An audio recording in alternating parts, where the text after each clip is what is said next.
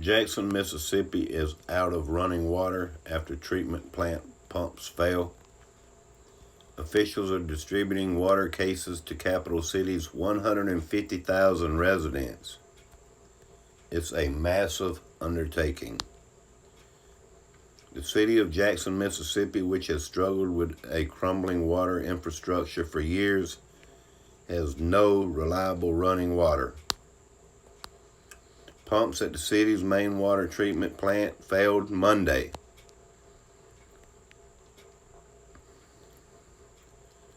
Leaving the state capital with little to no water.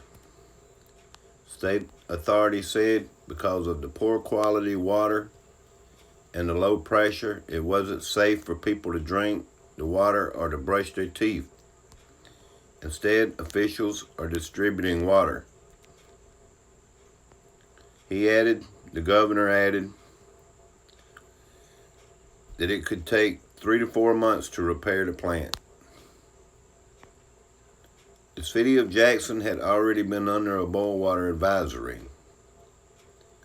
They warned residents that the city's water may contain bacteria, viruses, and parasites.